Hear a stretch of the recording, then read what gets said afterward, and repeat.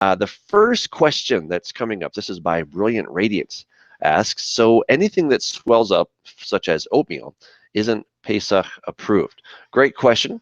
Now, I want you to understand that there are differences of opinions about what can or cannot be eaten for Passover. Now, what the Bible says, it says that you're not to have any chametz in your house, right?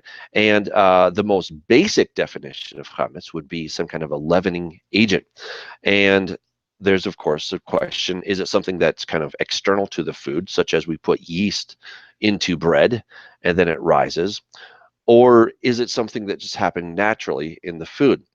And if you go to Chabad.org, you'll see that they're quite conservative or strict in their interpretation. You'll find other more lenient perspectives within the Jewish community.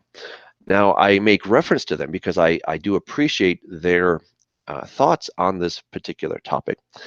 This is one of those topics that can be a little bit challenging. And so I would suggest that, not that we're going to get demerit points or something from God, but again, God wanted us to take this week and to honor this, and that when we do it, we'll learn. So obviously bread with leaven in it, right? Hamburger buns, etc.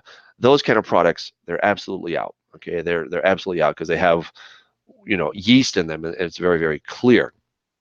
Other things are a little bit more on the fence. I mean, is popcorn out? There's a question. Some might say yes, some might say no. And so this, I think, is something you're going to say, well, there are some things that are pretty obvious and some things that are a little bit more on the fence. Another person asked, what about rice? Well, rice does seem to puff up a little bit. Is that the same idea? Typically, that's not considered to be chametz because it's not fermenting in some way or some fashion. By that standard, then oatmeal doesn't seem to be fermenting either. So the answer to this one kind of depends on who you ask.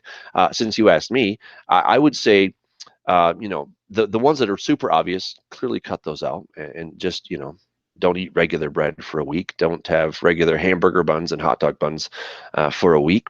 And the other things, I think you might want to take on a case-by-case basis and say, I maybe could eat this, and I'm not going to be breaking the commandment.